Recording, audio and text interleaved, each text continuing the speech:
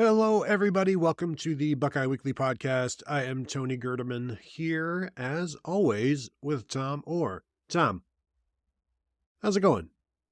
Well, Tony, I saw something on Twitter that made me think of you because I thought this will make Tony very upset. And I thought, you know what? I could tell him about it now. I could tweet it to him with at him on Twitter. And I thought, no, I'm just going to ambush him with it on the show. And Tony, here it is. It is a map of the United States in the year 1947 with the soda/pop/Coke delineations. As we all know, soda, the correct terminology. And back in 1947, it was really just the Northeast, a small section around St. Louis and Southern California that called it soda.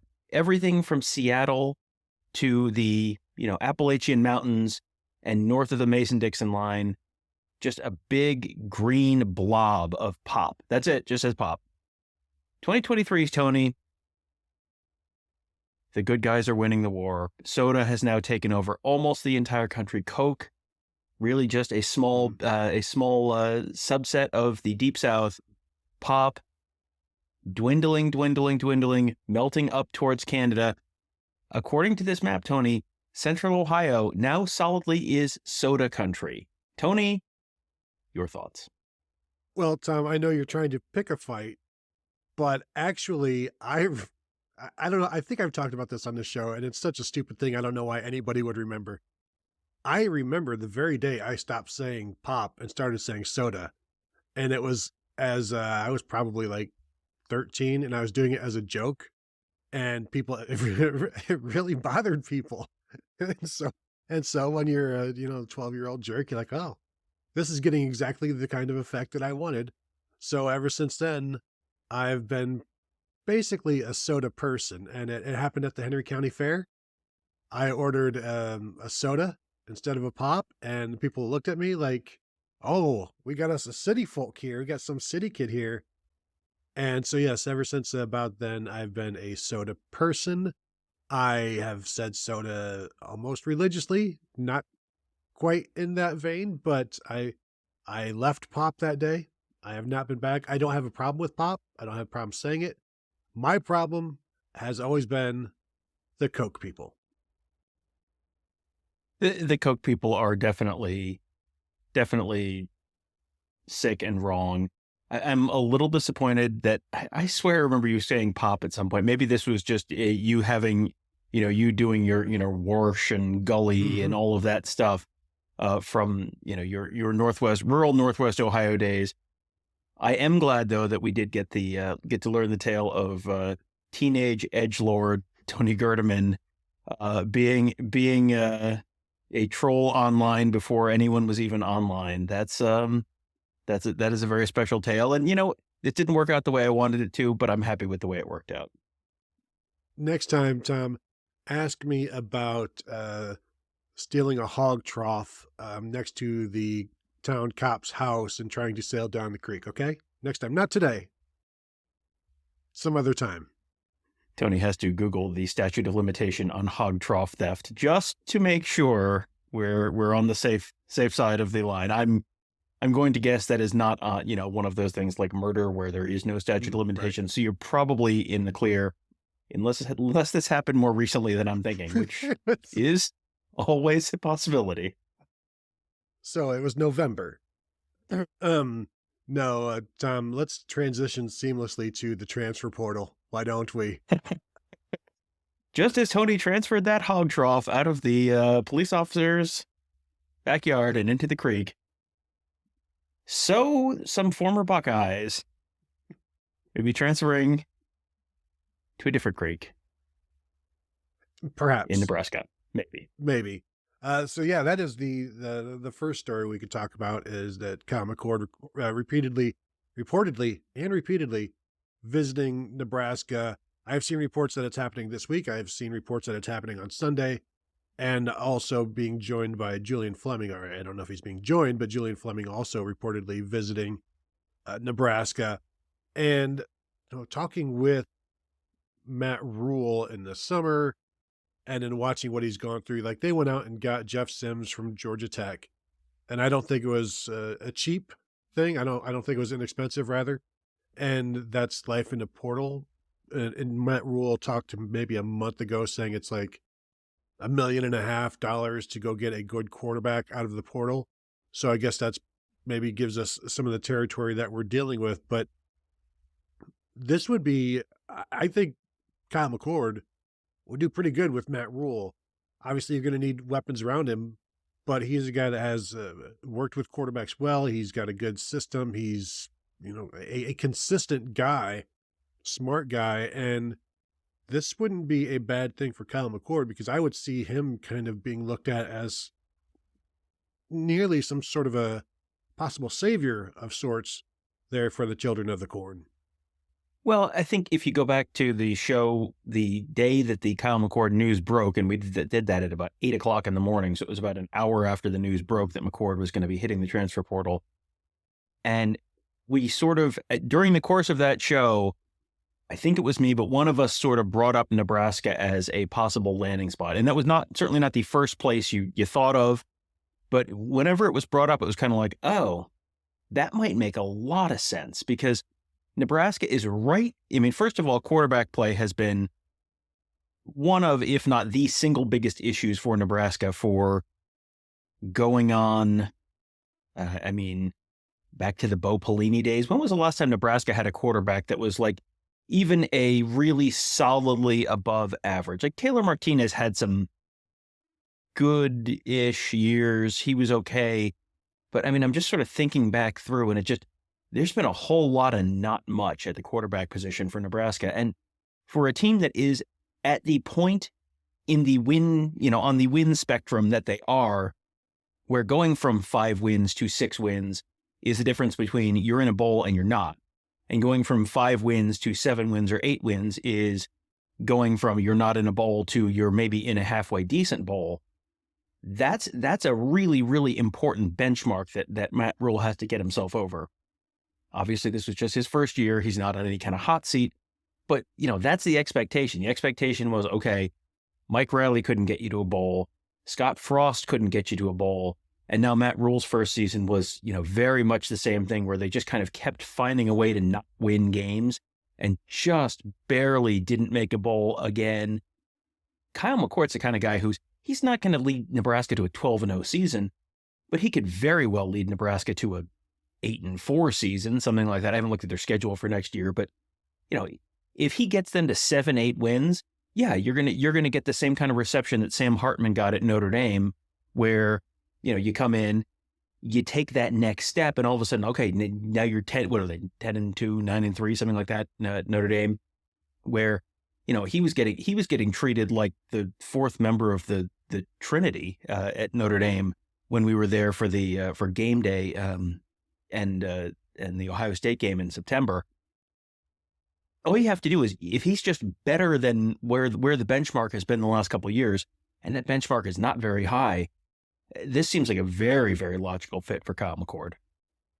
Yeah, and in terms of the quarterbacks that you mentioned, I think the last good quarterback near Nebraska would have been Drew Tate, Iowa quarterback. That's the closest thing Nebraska has had to a good quarterback in a while. I went back and looked, and Taylor Martinez he begins his first season as a starter in 2010. So then you get 4 years of him. Then you get 2 years of Tommy Armstrong, which had some ups and downs, a lot of interceptions. Then a year of Tanner Lee, 3,000 yards passing, but more interceptions.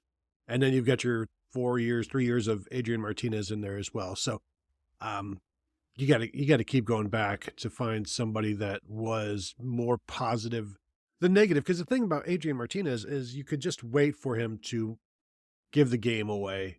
And if he would just stop doing that, he would have been pretty good, but he really couldn't. And if you ask maybe too much of Kyle McCord, maybe he'll get into that as well. Now, they're not going to ask him to run the ball like they did with Adrian Martinez. So maybe there's, or Jeff Sims either, like he can run it as well. But you've just got to have a smarter quarterback in terms of where they're throwing the ball, what they're doing with it. And I think Kyle can do that for them.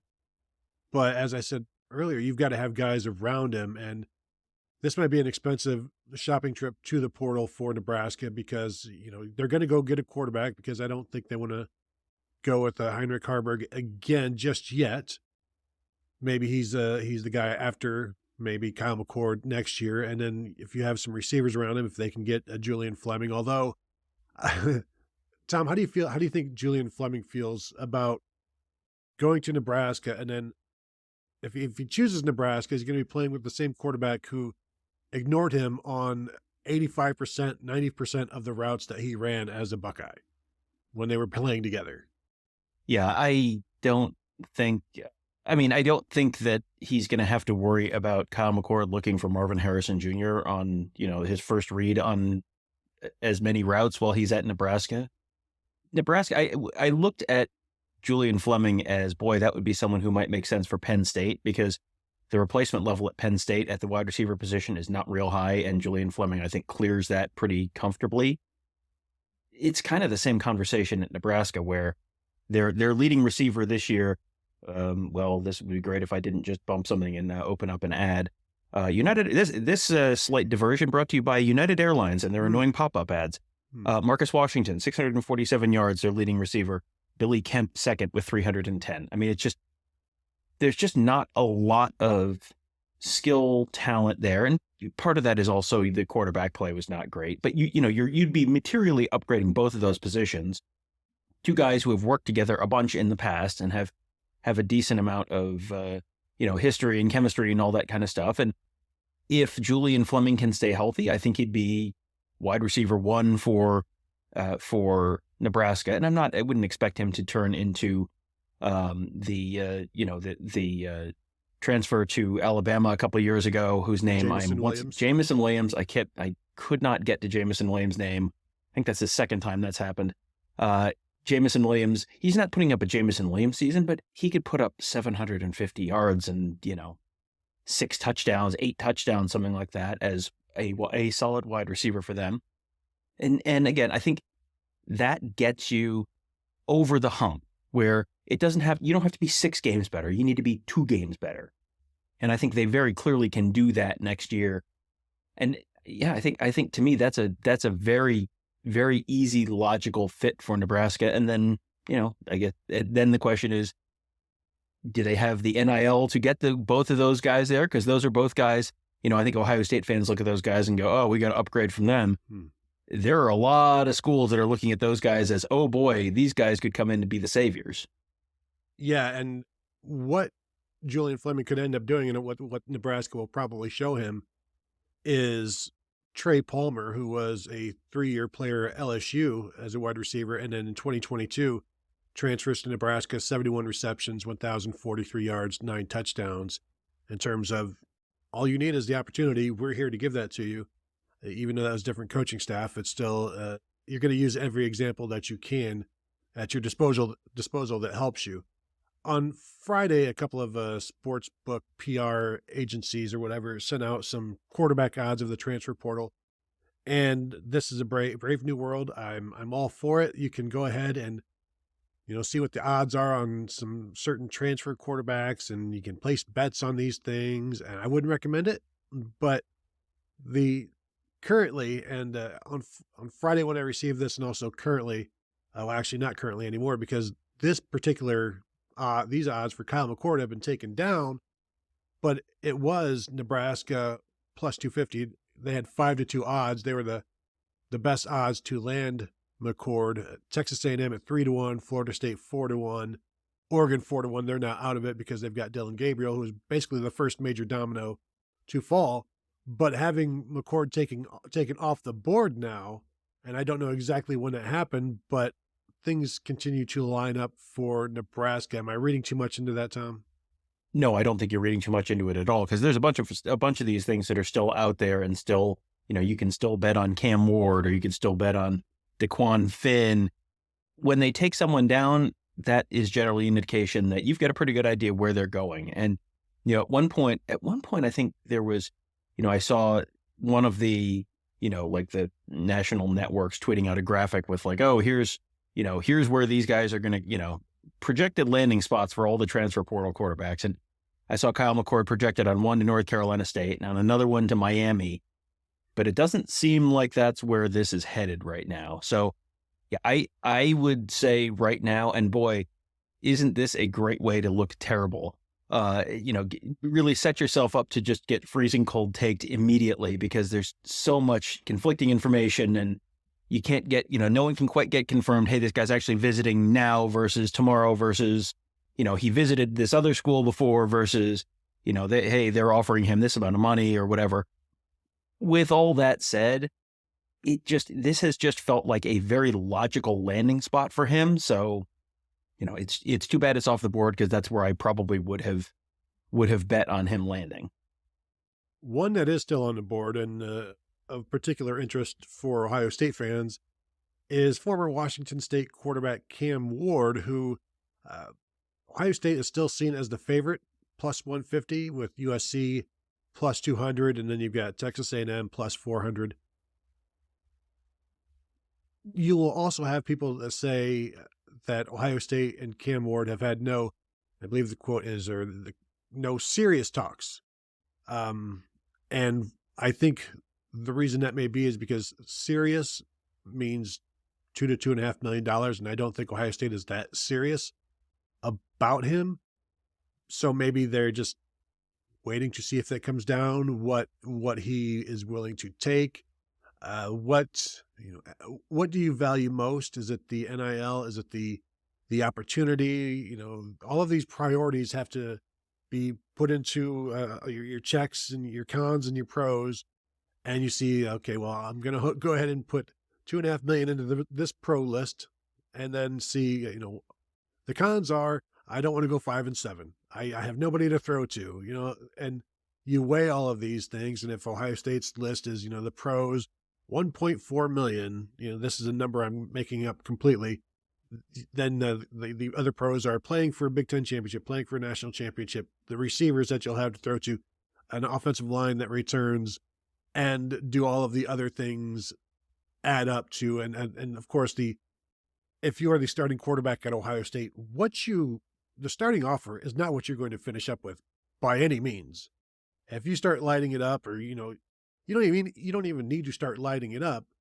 You just need to be the starting quarterback, or you've come to Ohio State to be the starting quarterback, and dealerships are going to find you, places are going to find you. I do think it's interesting that people aren't necessarily just fixated with cars anymore. Like, you're going to need to bring some cash. I don't need this car. I don't need a fancy car.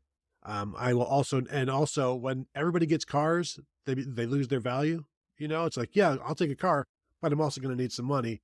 So I think if whoever the starting quarterback is, or whoever Ohio State, if they do go get somebody into the portal, I would expect that money to double, just based on who they are and what they represent. I don't think the initial package is the end all for what that guy will get. I think there are places where you go and the amount that you get in NIL, and, a lot of times the reported numbers are probably not 100% accurate in terms of being a little bit inflated, but there are places where you can go, and that is, you become the guy who got $8 million in NIL to sign with Tennessee, or the guy who got, $3 million to go play wide receiver for USC. And I don't really believe either of those numbers are really where you ended up, for Jordan Addison or whatever. But that becomes like the headline for you. If you're going to go play quarterback for Ohio State, based on Ryan Day's track record, there's a decent chance you're ending up in New York City on Heisman weekend. And, that didn't work out for Kyle McCord, but it worked out for CJ Stroud. It worked out for Justin Fields. It worked out for Dwayne Haskins. I mean, at some point it stops being a coincidence that these guys keep getting to go to the Heisman ceremony. So I think there's a lot that would benefit Cam Ward in terms of choosing Ohio State if NIL is not the sole, or, is not the primary driver of that decision. And, we don't know for a fact. Obviously, it's a factor here, and Ohio State's not coming to the table with nothing. But, whoever has not met no one has met his ask yet, apparently. So the process kind of continues. It does feel like there's a lot of conflicting information out there on him right now, not only in terms of Ohio State's interest or level of interest, but also in terms of how much of a improvement would Cam Ward be over the status quo on the Ohio State team. And I have seen people whose opinions I respect on this kind of stuff really differ in terms of this is someone who would be, based on his game, based on his track record, would be a material improvement and a material upgrade over Devin Brown and Lincoln Kienholz right now, at least for the 2024 season. And then I've seen people say, this is not someone who's worth that kind of investment. It's maybe a marginal upgrade at best, and it's not worth sinking that kind of resource into it. And this is one of these like Brave New World things where you don't know, you're not really going to know how this is going to work out until he does or doesn't show up at Ohio State. And if he does show up at Ohio State, you're probably losing Devin Brown. And so you're putting a lot of eggs in that basket. And like I said, there are people whose opinions I really, really respect, who think, boy, this would be a major, major upgrade for Ohio State. But it's just very interesting to me that not only is there just wildly different reporting on, the status of the negotiations, the talks, whatever you want to call them, but also on would this be a big deal, or would this be a like kind of shrug, kind of major, minor potential upgrade? It's interesting to me that there's just so much gray area and so many different elements of this. It's almost like nobody knows. Almost like that. Almost like that. And go back to before the 2019 season, when on the show trying to caution people, like, there are going to be games where Justin Fields is like, 9 for 19 and doesn't look outstanding. So just be prepared for that. And it never happened other than like the spring game. And he was outstanding, throwing the ball, running the ball, doing all of that. And, that you can't expect that necessarily, but also you're talking about, as we've said, a number of guys in the portal that I think could take Ohio State to a 10-2, 11-1 season. But where is that 11? Where is that one loss? Where is that two losses? And most importantly, is one of those wins against Michigan. And I agree that maybe Cam Ward has not had his number met yet, or if it has, that's not the entirety of his decision making. And I don't think it should be for anybody. I don't think it is for them either. Now you're going to want the money. But if it's just somebody coming in and saying, here you go, obviously it's going to take more than just the money, and not that it takes more money, but there are other factors, and the supporting cast, the coaches, the fit, that sort of thing, that will also be a factor in there. Looking at some of these other names, Daquan Finn, I don't see as a fit at.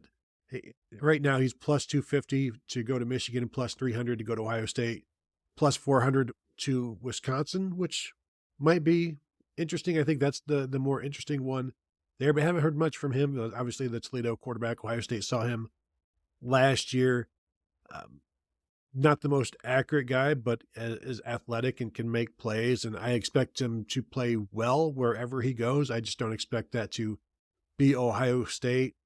Tom, a name that is not in the portal yet and is weighing either like staying at Tulane, going to the NFL, is 4-year starter Michael Pratt, who has been like I said, 4-year starter. Has not put up massive numbers, but that's partly because of the offense. Obviously, the quarterback is going to do whatever the offense requires, and he can run it, he can throw it. Throws for, 2,500, 2,900 yards a year over the past 4 years, rushes for, 200 to 400 or 500 yards a year, and has helped take Tulane to something they've never really been. And I know he's a guy that has intrigued people, but, I wonder what's going on with him in terms of waiting for feedback from the NFL, waiting for feedback from the back channels, like just that sort of process. And Willie Fritz has now gone to Houston, correct? The head coach at Tulane. So there's also that factor. I think maybe the one thing we can expect is that he won't be back at Tulane, although he has not made any kind of announcement of any sort that I recall. No, he has not. He's still not in the portal. He's still not declared for the NFL draft. He, as you said, a 4-year starter. So, certainly has the reps to go to the NFL, but that feels like, if this drags on, if Ohio State does not take a quarterback in December, and, the names we're talking about here, are off the board. I think once you get past the bowl games, that's when you get the NFL feedback. And, is he a first round pick? Is he a second round pick? Is he a third round pick? If you're, getting a second or third round kind of grade, then maybe coming back and playing another year somewhere else and getting some NIL. And I think that becomes a much more viable option. If he gets a first round grade, you would assume he probably goes, but there are a lot of quarterbacks in this draft, and he'd be, fifth in line, something like that, maybe. So I think if this goes into January, I think you're going to get if doesn't have a first round grade, I would bet you do go in the portal, because then you get this sort of feeding frenzy where, you remember when DeJuan Jones was a high school recruit, and it's December and everyone in the world is still available in the recruiting market. And DeJuan Jones is kind of this 3-star project from Indianapolis, and had some interest and whatever. And everyone was kind of going, yeah, I don't know, maybe. And then as soon as early signing day comes, there are a bunch of teams that are like, well, we still need a tackle. Who's still available? And, there's DeJuan Jones, and all of a sudden, DeJuan Jones is the subject of this fierce recruiting battle between Ohio State and Penn State and a bunch of other schools, where all of a sudden it's the best ability is availability. That's where you might find yourself if you're a top portal quarterback in January, and the music has stopped, and there's a bunch of people without a chair looking around and going, who can I get? You might see a little bit of a shinier NIL package coming your way if you're there in January. Like when Ohio State was looking for an offensive linemen in April after spring. We have seen a bunch of quarterbacks jump to the portal before the season is over because of those musical chairs, and they don't want to be left without a place to play. And so the sooner you're in there, the sooner you can talk to people, and people can talk to you, and you can find a place. It's another thing. It's a gamble to sit back and wait and let everything just happen. But there can be a big win waiting for you if you do that, especially if you have options. And I think not just maybe trying to think inside the mind of a guy like Michael Pratt. I know I can go with my head coach to Houston. That's the fallback plan. Or maybe that's plan A. And plan B is, let's see what the portal has. And plan C, if they're telling me I'm a first round pick. I will say, I'm just looking at CBS's NFL draft rankings. He is the number 13 quarterback ranked in the draft. He is 1 spot behind Cam Ward, 2 spots, Tom, behind Mr. Joe Milton. So now the CBS draft rankings are not representative of actual NFL GM feelings and scouts, but it is representative of something.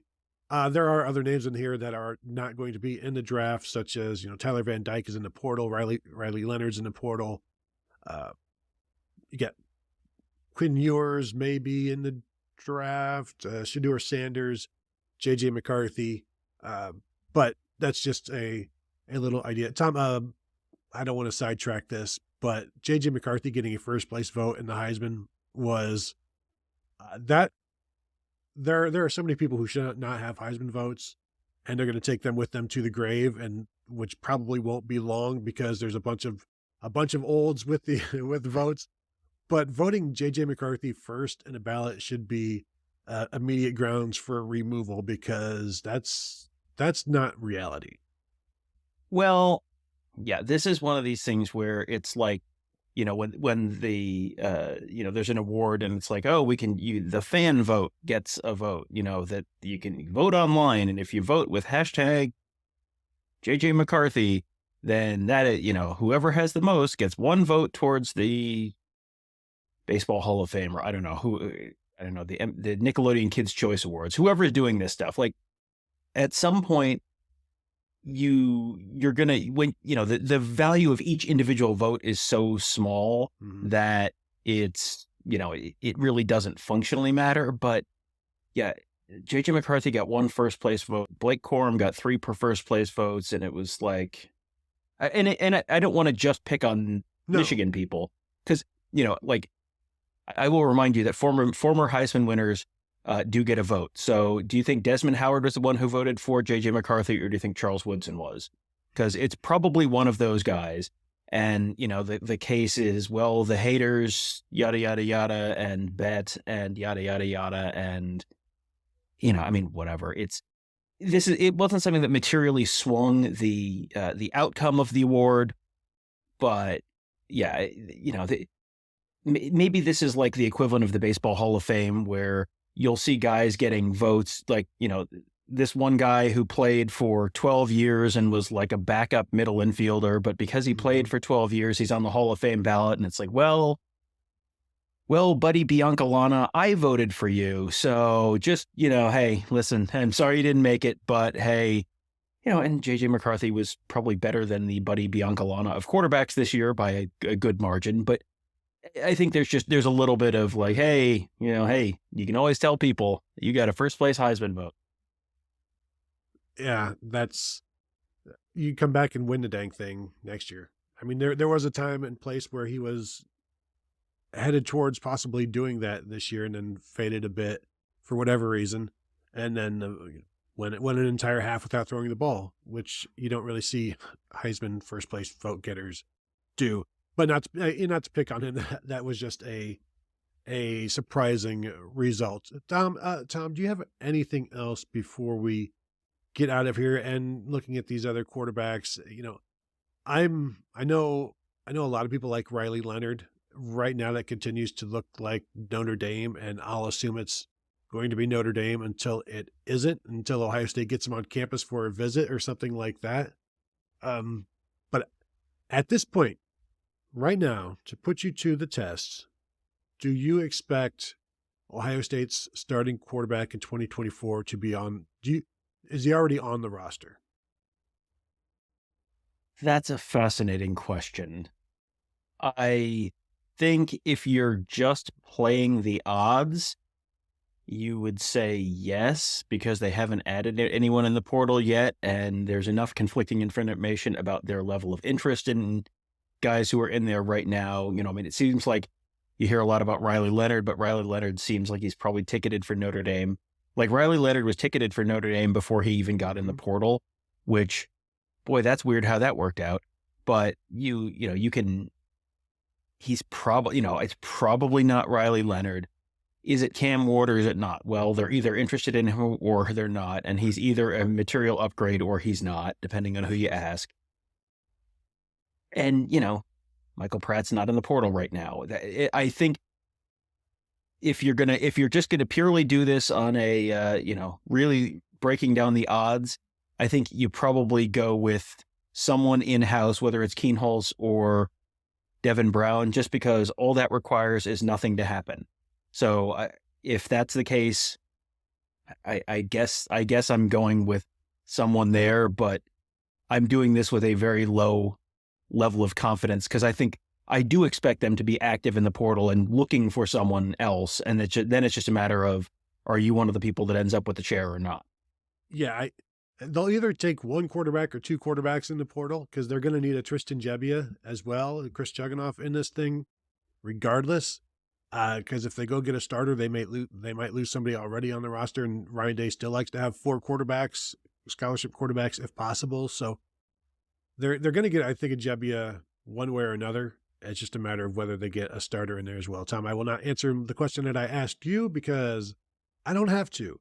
So want to invite you all to go ahead, and if you have not yet, please like this video and please subscribe to our YouTube channel if you have not done so. Hit the bell to be notified, because we're going to be, obviously, we have plenty of videos dropping and shows and Tom's Buckeyes tomorrow morning, every day, on all sorts of happenings around Ohio State and such. And of course, you can find us at BuckeyeHuddle.com and join up, become a member, say hello to us there. A bunch of new members there that we appreciate talking to, and would also appreciate talking to all of you as well. So thank you all for tuning in, and we will talk to you guys later.